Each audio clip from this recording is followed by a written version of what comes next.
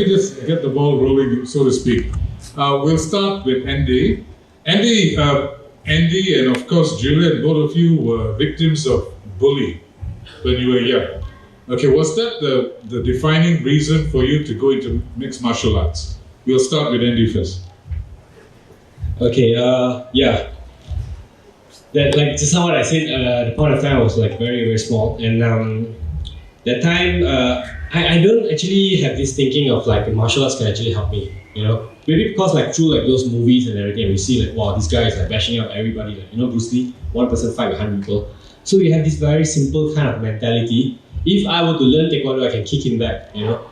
But end up, I still remember these three bullies up to today. One of it is a national tennis player. Oh. Yeah. Oh. Yeah. Okay. So we actually met in a national camp. I mean, we talked about it. So yeah.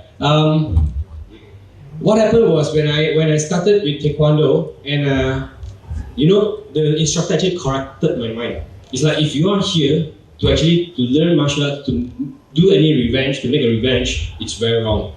That's why he actually changed my mentality to, like, you know, start to learn the true value of martial arts.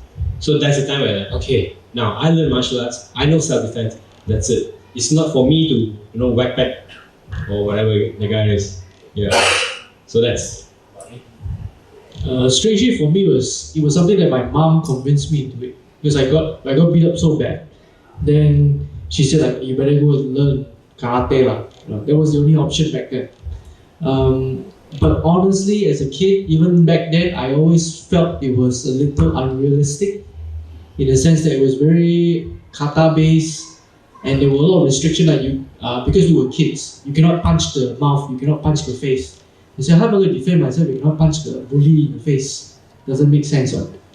But at least it sparked. One thing good is that my coach back then, she was more focused on personal development than on fighting. So, and I felt that was one of the things that it was accidentally stumbled upon, not, but it was great, is that you should be a better person first before you learn how to hold a gun. You know, no point giving me a gun, but I'm still an a-hole and I want to shoot everyone else in class.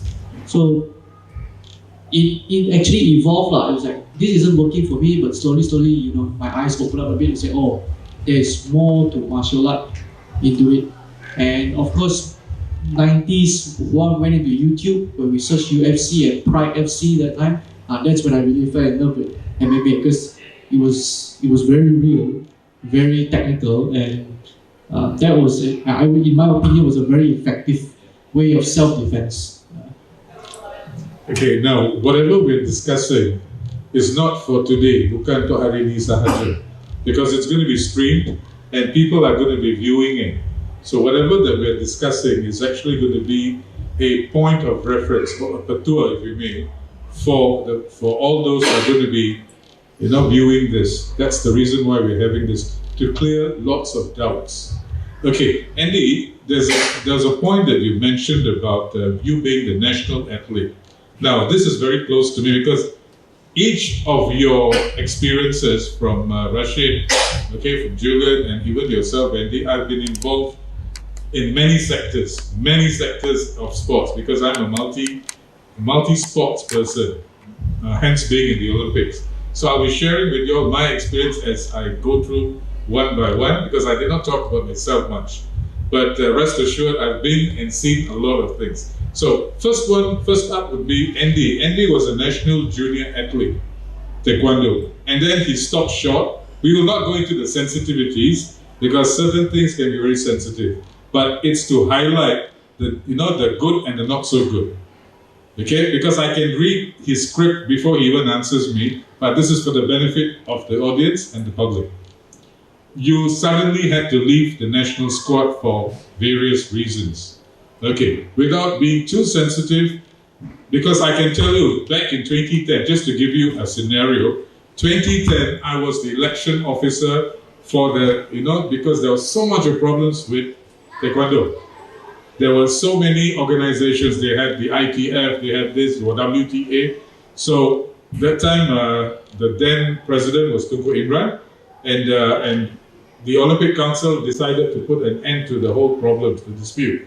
So we had an election, and I was the election officer. And I can tell you the tension that I saw in the eyes of the delegates. And I had to control the three factions because we were expecting some fireworks.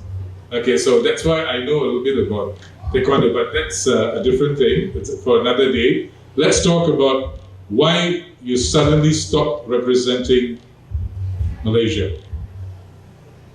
Okay, honestly, just now during my speech, I didn't want to touch so in detail because I think it's a little bit sensitive to bring it up. But to make it as light as possible, to be honest, it's from the politics, the fight for the power and everything. It actually affected a lot of athletes. And at a moment of time, I still remember, we trained so hard, like 3 times a day in a national camp, and we trained for nothing. I'm sorry to say this, but we train for nothing. It's because they don't have a proper development, because they are actually, everybody's fighting for power, and they are not actually looking into like what Rashid, development of the youth, development of the, how there's nothing, and we are just training every single day without knowing when is our next competition. So at that point of time, I'm sorry to say I'm very disappointed, and I have a chat with my parents especially. And my dad decided to, just step out for a moment to let them ease them, and probably if there's a time or opportunity in the future, they may be back on the track. You see, this has been the dilemma with Malaysian sports in general. In general, unfortunately. But what was Taekwondo's loss is MMA's gain, because today Andy has reinvented himself. And he has come into a different genre. That's the beauty about life. An athlete who has been disappointed because of various reasons, political reasons, tak payah bersedih, because you can reinvent yourself. That is the point that I wish to bring for those athletes who were disappointed for various reasons. Thank you, Andy, for sharing. Okay. Now we move on to Julian. Now, Julian, you were also, you were talking about, let me go back to the point of bullying and also the perpetrators. Okay? The pembuli and yang dibully. So, we're talking about the perpetrator and the victims. Now, this issue of aggression is one of our key points in what we are doing in MMA. You must remember that, because this is not just for the ones who got bullied, but also for those who were bullying. What prompted them to become bullies? Because if you really had picked up whatever points that was brought up, even when they decided to go into martial arts per se, their coaches, their sifus actually told them one thing: you come here not to take revenge, but you come here to redevelop yourself and make yourself a better person. Case in point, our armed forces. Most of them are very skilled. They can kill you in 2 or 3 steps. I'm sure you all know that, because they are trained to kill. But at the same time, they are trained to defend and not to kill. So in other words, by knowing how to kill, you learn to not to kill, because you curb your aggression. Anyone wants to share a bit on that? Anyone wants to share? Well, actually, that is a lot that we learn in rugby. It's all about controlled aggression. I'm sure. You have to, because you're playing against 15, especially in the 15 side. You're playing against 15 other people, and you must be able to be disciplined. It's this thing that, especially when we learn this a lot just watching the army. You must be disciplined. You must have control of aggression, and the thing is teamwork. When it comes to aggression itself, there are rules to it, and if you don't know the rules or you don't learn the rules, you go beyond to being uncontrolled. It's like what he said, about having a gun, and if you're still a bad person, you're going to use the gun otherwise. But in terms of just that pure aggression, it has to be controlled. You have to learn you have to be able to learn it, because if you don't, then you're not really a human being, are you? I'll touch a bit about bullying. You know why I don't talk about it? Because I grew up when I was young in a foreign country. I was the smallest person there, but I never believed in, oh, he's going to bully me. They did. I just didn't talk about it because I told myself I'm a better person. Even from that age, I said I'm a better person. I'm not going to treat that as bullying. I will be better than them. That's why I was playing for the first team. I was young, but I played for the first team because I told myself I'm not going to go beyond. This doesn't affect me at all. It's just the same thing that I teach my own children, my son and my daughter. Don't worry about the bullies because they're not bullies. They're just unsure of themselves. It relates to the aggression. They're aggressive people, but you don't have to be like that. Thank you. Now, we will be talking about the economic part of it in a short while. We're just clearing off the first few things because if there are questions which is playing in your mind, which we're going to be discussing, that would more or less clear a few things. Now, another point that I noticed, okay, which Johan or Julian actually mentioned, was it's okay to lose, and I also mentioned that when I spoke. Okay, and that is coming personally from yourself. Could you just elaborate a little bit more about the success and failure, which actually doesn't make a difference? Oh, that's actually pretty broad. But then again, how do I say this? Losing is something that is very, very hard to teach and very hard to experience. I have a 5-year-old right now. I have a 5-year-old right now who has also just started playing, and he also wants to play sports. And him losing and overreacting, among kids, it's a very normal thing. But as an adult, trying to teach them that in life, losing is part of the process, is honestly easier said than done. Because we as adults, when we lose in business or in relationship or what we do, we also overreact. The truth is we also overreact as an adult. We either react in a way of a passive aggressive, we start writing crazy stuff online, and therefore it's really about self-control. Losing is about self-control. How to win and how to lose is self-control. What do I mean by self-control and how to win? When you win, this happens a lot. When people win, they celebrate too long. They brag too much. They overreact too loudly. And this triggers an unnecessary animosity. Winning actually requires you to win humbly. Losing also requires you to step back and relearn. So this is it's easier said than done because it's still something that, even as adults, as coaches ourselves, we also struggle with. But I think that's the beauty about it. You probably get to see more winning and losing in competitions than in probably other things. And that sort of behavior conditions you to be able to, practice your emotion and self-control. So yeah, in martial arts, there's a lot of competitions, and therefore we have to control ourselves, control our fighters, control our gym members. Okay, Captain. Thank you. Kepada Andi dengan Gadget for the form. Okay. For the judges and the please for that, because something. Yeah, Ivan, makan already. Okay. Yeah, okay, one question. Yeah. Sorry. My question is really overall. I mean, All of judges and coaches for the form, please gather here. to be moving forward together, and then we got like really into entertainment, as a actor, and also about bullying, about what you said just now about how to win humbly, So my question is like, for us to move together, we need money. It's financial and sponsors. That's where I started my blog as a part time, but one of the stumbling blocks sometimes I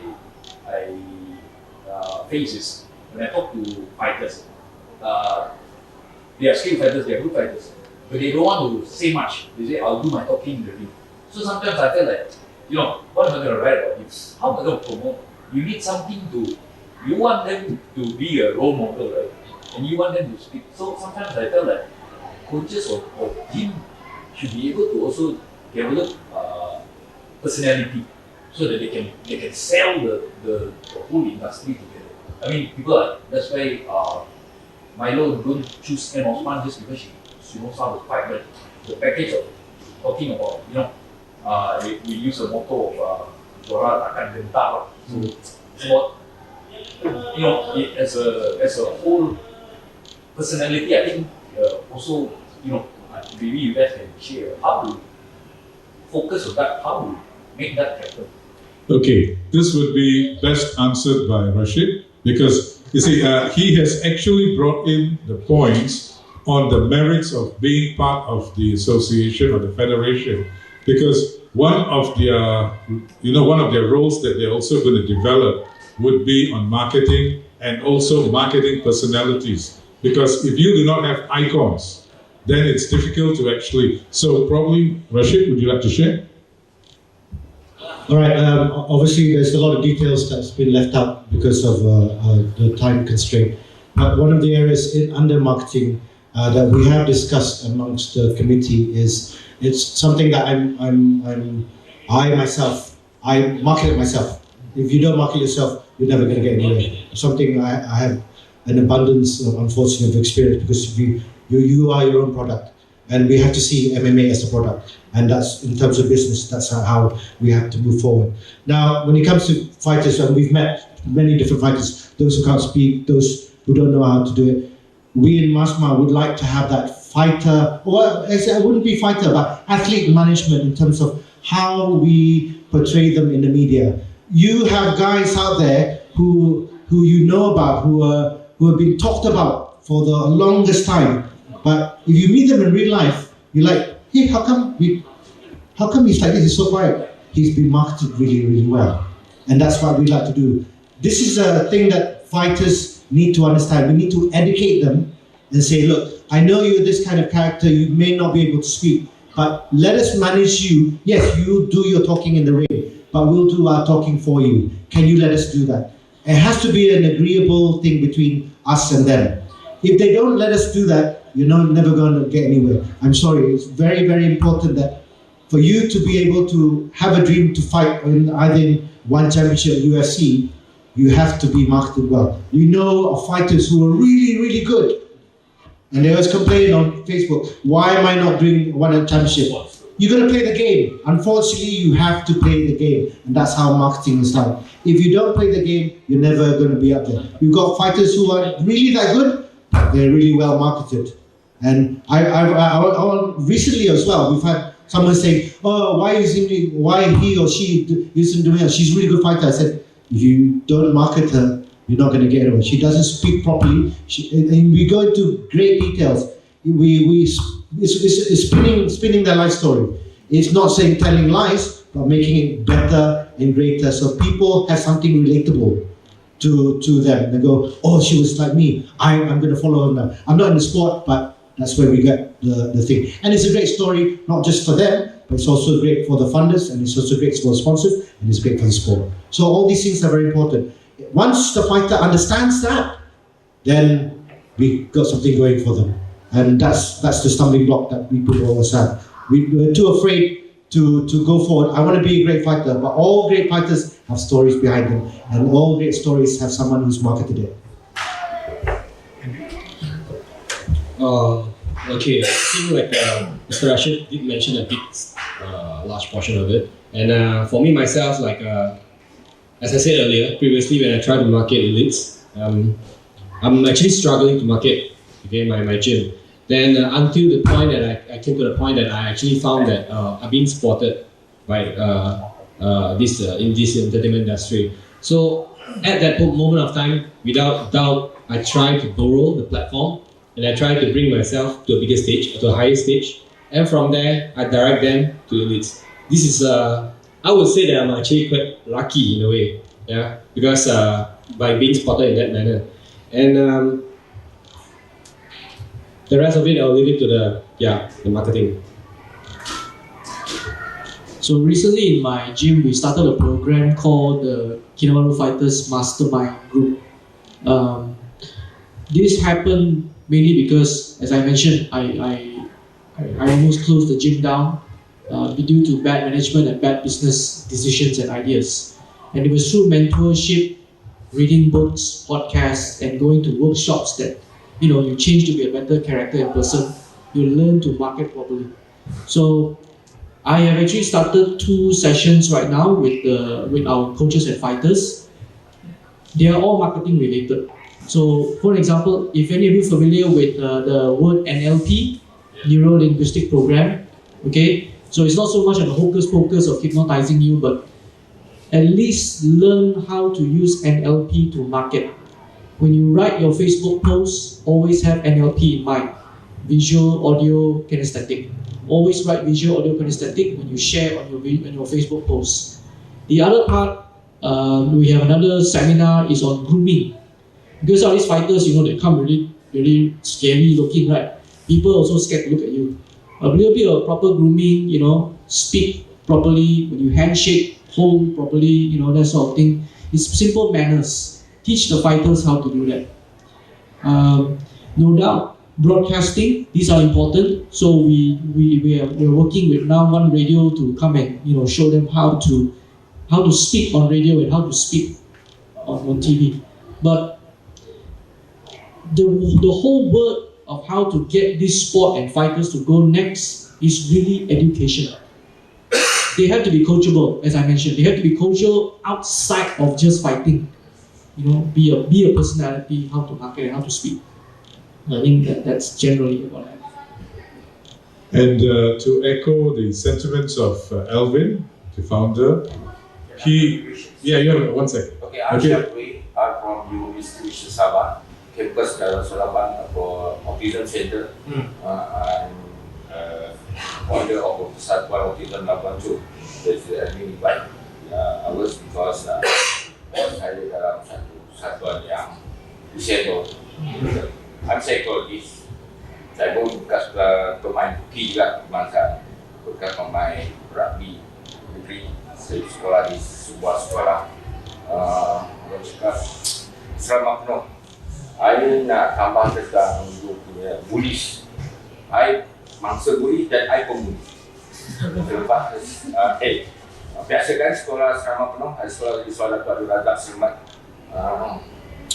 I rasa this is a tradition. Yes, we are one best tradition because you are younger and then you will be the senior. In the sense, you are pembuli. That's why kita rasa want to build a new attitude. That's why saya sebagai psikologis, ramai orang yang jaya, semua orang yang ada tekanan. Cuma saya sekarang ada anak autism. Okay, I build my society for sebenarnya untuk anak saya. Cuma untuk saya nak tanya satu saja. The sport can you unite the nation, right? Boleh satukan semua orang dalam Malaysia. Tapi bisa people jadi mangsa keadaan seperti kami di Labuan yang terdapat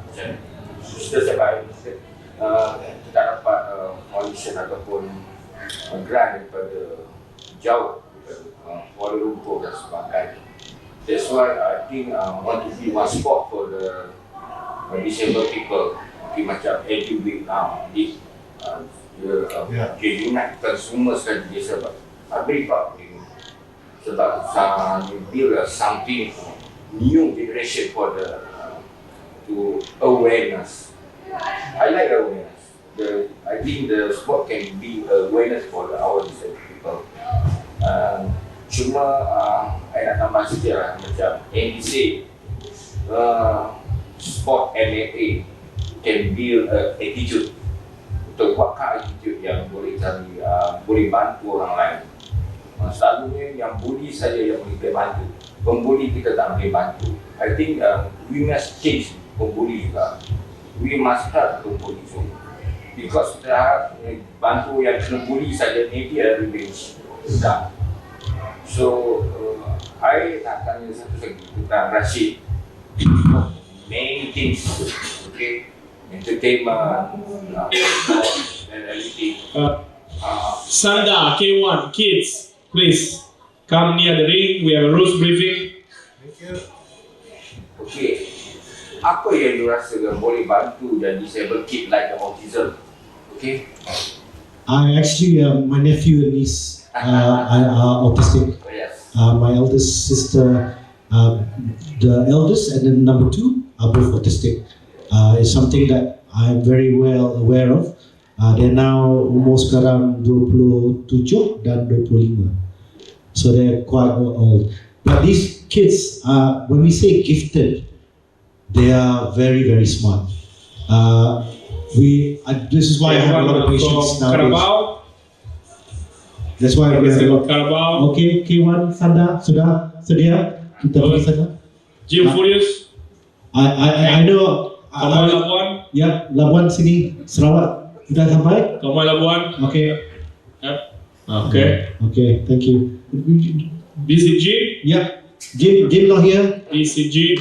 BCG, there is injection.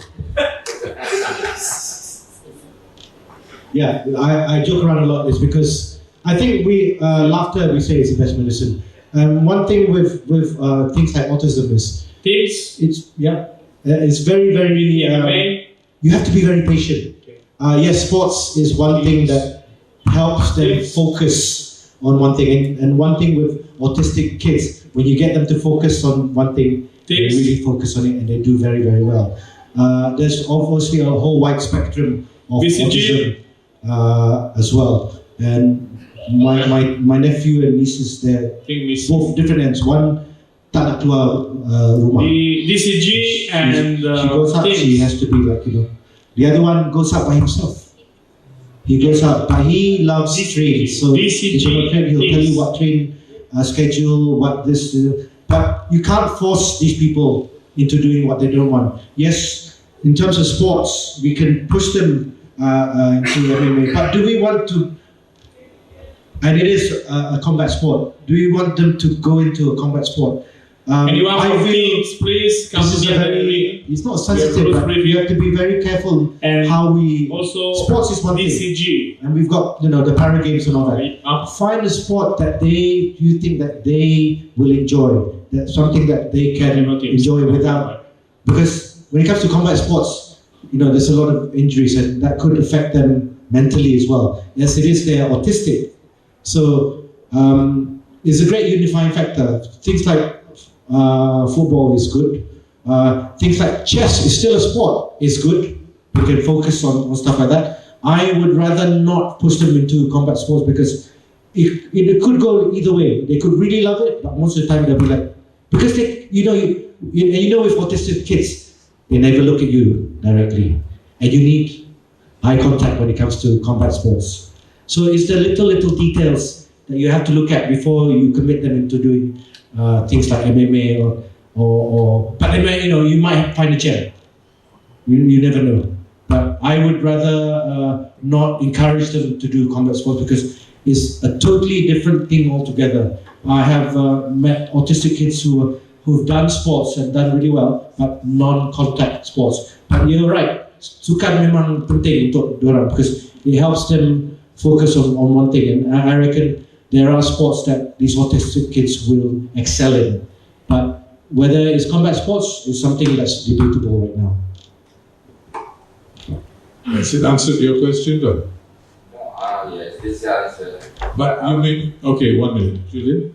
So I think there's two parts to the question. Actually, one is autism and one is bully. Yeah. So I share with you my bully case. Actually, after the bully beat me up, the funny thing was that my mother got involved. Okay, so she got involved. The first thing is, who is this bully in school? She went to find the bully lah. And the next, of course, she went there the first day to warn him. You bully my son one more time, I'll come and look for you. Kasi takut dia lah. But the next day, what my mom did was, she went to bake cookies. Okay, and she asked me, say, tomorrow you bring this and you give to him. So I brought the cookies to my bully lah, actually. And he was shocked that I brought cookies for him on the second day after the first day when my mom scolded him. But that experience, right, actually changed him totally. He became my best friend after that. So what my mom told me actually, right, the thing with bullies is that they want attention. They're just lacking some kind of attention. And he still remembers me, by my Chinese name. My names are categorized in a way where if you call me by my Chinese name, you're from primary school, you call me by my English name, you call me Johan, that means I only knew you recently. He calls me by my Chinese name, and he remembers me specifically because my mom bought him cookies. And he never bullied anyone after that. I think he got the attention he wanted. As I mentioned, you teach a bully how to hold a gun, they will shoot more people. You teach a bully how to be a nice person, you give them the attention they need. Whether they get a gun later in MMA, kickboxing, they probably will not use it like how they were. Now in terms of autism, my mom used to teach OKU in school also. My mom actually ran a play school for normal kids, but she herself will always take 2 OKU for herself to teach. I'm not certified OKU trainer whatsoever, but there are some things that she had told me before is that sports actually is very good for people to do for OKU. It exercises their brain and do things like that. Now, how do I feel about combat sports for them? I think it's one thing from what my mother has shown is that when you teach OKU people, right, you have to be a very creative educator. So if I were to do it, it will not necessarily be a combat sport per se, but there is a part in combat sport where we use it for kids, where we ready tires, they jump the tire, they go to the punching bag, they do 10 punches, then they run to the other side, they do some kicks. It's more like a playground. It's not so much as an actual fighting, but it's a playground. So maybe that's something that the OKU can take an obstacle course away. Okay, thank you. Any more questions? Okay, we'll move quickly to marketing and broadcasting, because these are 2 elements which is very important for the future of any sport. And mixed martial arts is no exception. Now, perbezaan, the difference between this sport and other sports is this is new. It's a new concept, it's a new idea. So kita patut ambil iktibar. We have to take note of the failures and the failings of all the other associations. You are a hockey player. I'm sure you know what the problems that MHC is going through. Supposed to be a giant as big and same level as football and probably badminton, but they are struggling to even raise their funds. What happened to all the history of the success that they had? Nothing was actually, they were stagnant.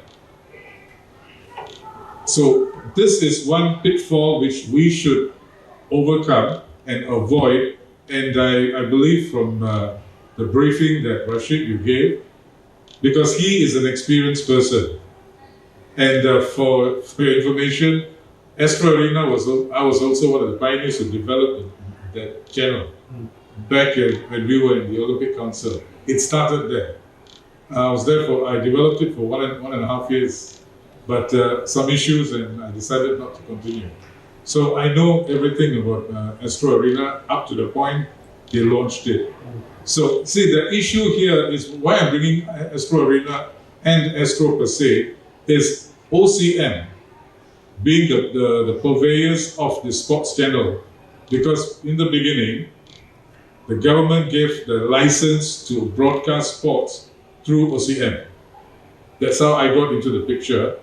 And then Astro was waiting for another partner of OCM to actually take off. I won't mention the company, but unfortunately they did not.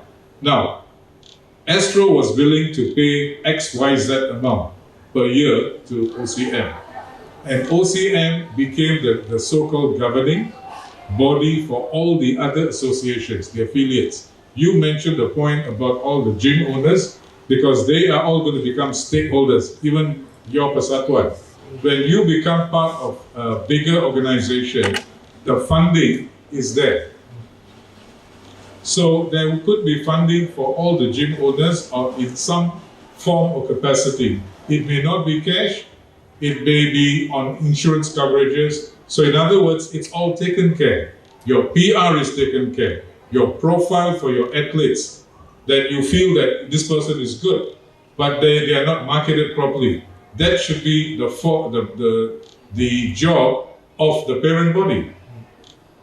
So you take care of the athletes, you take care of the technical, but when it comes to broadcasting, A&P, you're talking about publicity, let another group of people like you mentioned, because if you're going to be the jack of all trades, you will end up burnout. The word burnout will happen again and again and again. And coming from me, because I've seen it all. Okay, last question. Can we use to highlight the brand, to build a brand for this MMA or something is like David Jinama just want to build what something is like marketing, like broadcasting and everything. Tapi I nampak ada satu kelemahan sikit saja. Biasa, saya belajar di Germany dan saya tahu kat community juga kan di Germany develop, ada develop macam mana. I pun takut tengok dia develop dan kita di Malaysia hanya ambil di kampung-kampung saja. Okay, di sana kita rasa okay, kalau di Malaysia ada lagi 5-6 national team di sana kalau dalam hoki, dalam football pun sama. Maybe jenama mereka bina tu bukan sekejap, tetapi masa dia terlalu lama. That's why I like when you say politics is inside the society, vision. Maksudnya saya dia akan merosakkan lagi actually. That part of it, I feel we don't have to be worried because I can see the structure and the objectives and the principles behind what was being presented by the president, the current president of MMA, is very clear. Transparency pun ada, memang tulus. So, but again, they can't function without the support and the membership drive from each of you. So come in as a stakeholder, let's see how far we can go with it. That's why towards the end, Rashid did put down, we welcome suggestions and ideas. Now, when the website is set up, I believe it's already up and about, get your comments, your ideas, to put it inside. And then I'm sure there will be a series of seminars and discussions and whatnot before you become a stakeholder. And once you become a stakeholder, things will be different. So all your questions and addresses can be actually, the attention can be all addressed when the platform is set. So that's why I'm saying don't worry about the broadcasting because you have got in your new president something which can be beneficial to all of you. Okay? So I think with that, if there's any final words from everyone? Okay, we'll go through all of you. Final words, please. Anyway, thank you very much for coming. Jenama tu yang, like you said, Rome was not built in a day. The same as president of MMA, not the president, but same as Masma. We've been around for 5 years, but it's still a new sport. In this era, everyone wants to get things fast. I don't believe that. Semua mesti start dari slow and steady, always wins the race. But buat betul-betul lah. That's my parting comment is, we need to work together to get things forward. It's never about one, as we say. We've heard it all from every single one of us. Everything needs to be done and done properly. I know all about the politics, being in working with Malaysia Rugby Union and some of the other sports. It doesn't work. And we've started now by saying, being transparent, as you said, and just moving forward together. I will always be open to ideas because together we always build a very good brand. Okay, referring to just now, there's a question you talked about the marketing of MMA, right? I would say like, okay, let's say for example, I'm a gym owner. So a lot of question that I get from my clients It's Mitch. it's I want to learn MMA. Of the form as the weapon. The true thing about it is, mereka tak tahu apa tu MMA now. They always link to like MMA is Muay Thai, MMA is this and that. So they only have this term of MMA because of what? Like when I see we have this UFC, their marketing is so great that it generates this kind of image in their perspective. They will just say, oh, I want to learn MMA. But the true point is, mereka tak tahu apa itu MMA. So when they come to the gym, we will actually use this platform to actually elaborate. Oh, actually in MMA we have this stand-up form and wrestling to the ground, and then we use a BJJ, blah blah blah blah, this kind of thing. So once we start to explain, baru they have this idea of, oh, this is all about MMA. You know, it's a mixture of multiple martial arts. And I do believe every single gym, they have their own style of MMA. That's why you see when different fighters is produced by a different gym, their style of fighting is very, very different. So like just now when you mentioned about marketing MMA, I think like this kind of promotion like now what Alvin is doing, it's a very, very good competition will start now. It's a very good platform, I would say, good exposure for people to understand what's the true thing about MMA. Yeah. So I think that's for my point. And another thing to add on is you mentioned about the pembuli just now, right? Recently, I was actually in touch with NGO. They call it JCI, Junior Chamber International. They're actually running a program called Anti-Bully. Be a buddy, not a bully. So I was involved in this campaign. So also been involved in running to the schools in Klang. I'm from Klang, so we are in the school promoting this campaign. So when we ask questions, then I start to realize that like what you say is very true. Kita selalu strike or we put a lot of attention on the person who get bullied, betul tak? Or how to help this guy, how to help this poor guy. But the real part is how to actually change the pembuli player mindset, betul? Then after that, when we have these people coming up to stage and talk, only then we realize pembuli actually sometimes they have a lot of more story to tell. They're actually affected by families, by their own people close to them. Then what Johan mentioned is very true. They only need attention. They don't do it alone. They always come in a group and they'll try to pinpoint those who are weak and they'll attack them. So you say it's true. If let's say we want to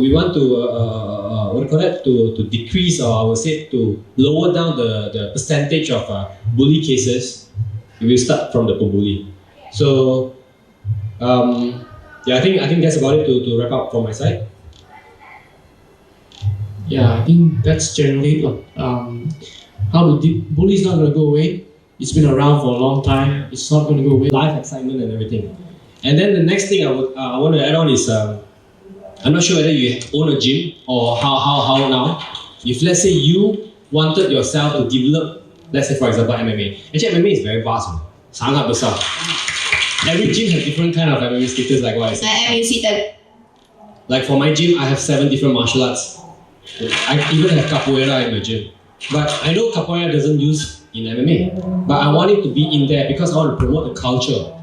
And I want different people have different concept of different kind of martial arts. I believe semua martial art dia ada ajaran sendiri, their true value. So when the master creative form, bare hand, kids age group, 12 years old below. First, number 1 athlete, please come in to the arena. Number 2, please be prepared. It's done right? Okay. So I wanted to tell you is, if you plan for expansion, probably I can suggest a way like this. Try to engage with the local coaches. Okay, start from there. Promote your club. Like for example, for me from Taekwondo, I start to add on Muay Thai. I started to add on BJJ and blah blah blah, and it became something today. So this is what you can do. But first, start from your own student. I always truly believe America. Let them enroll into this kind of environment. Yeah.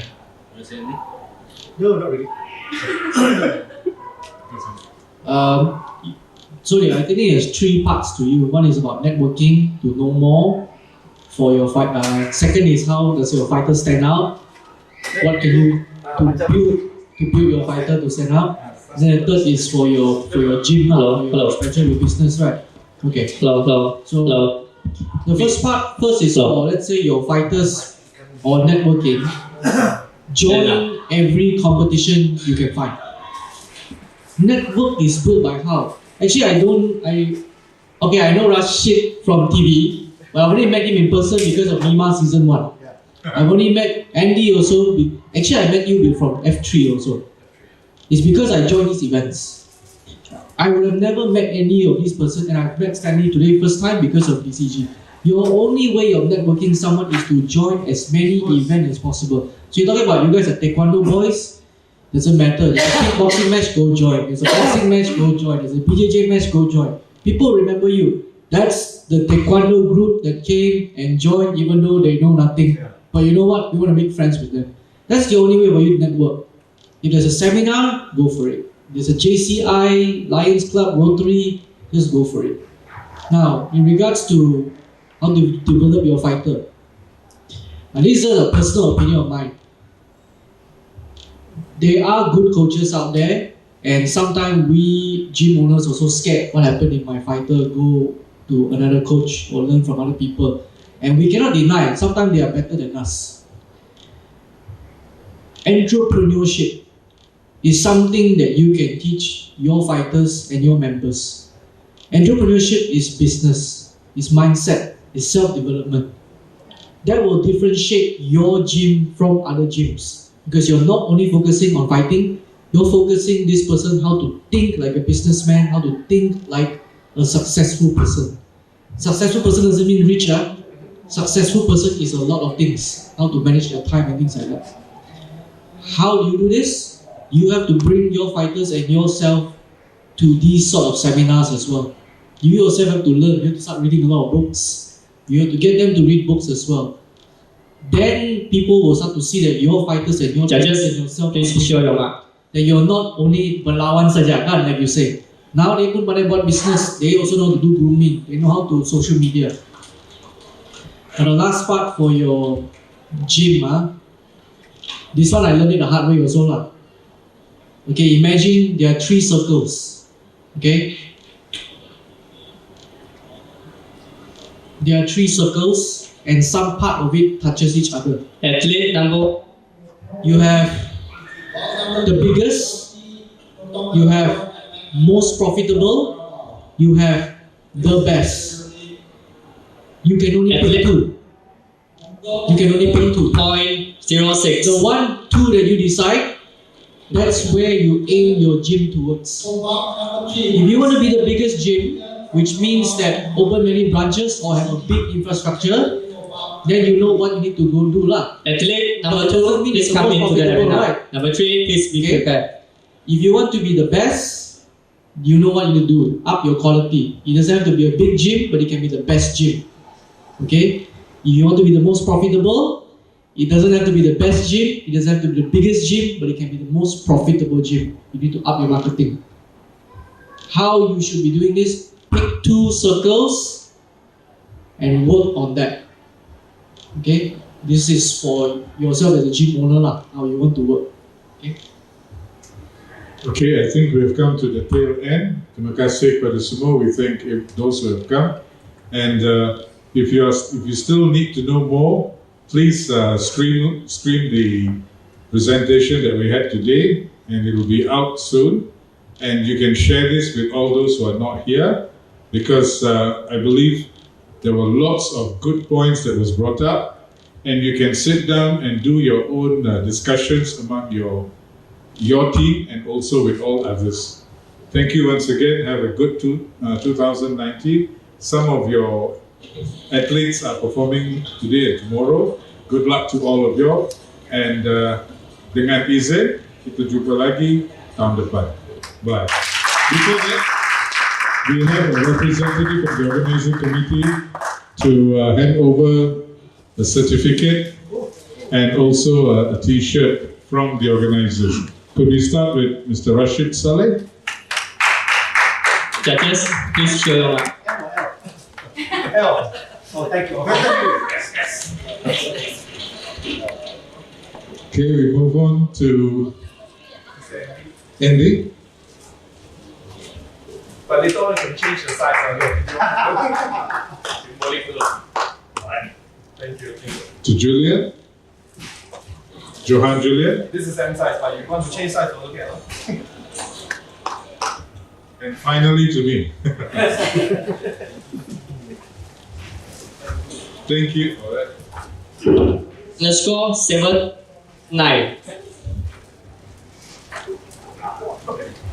Number 3, please come into the arena. Number 4, please be prepared. We'll take a group picture. Come.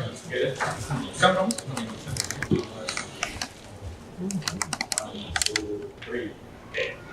Thank you. On behalf of BCG, BMAEX also, we thank you guys. Okay, one with Milo. Come. Milo Cup. Milo. Kalau Anda jadi sehat dan kuat. Sorry. 3, 1, 2, 3. What the same? Yeah. Ready? 1, 2, 3. Thank you.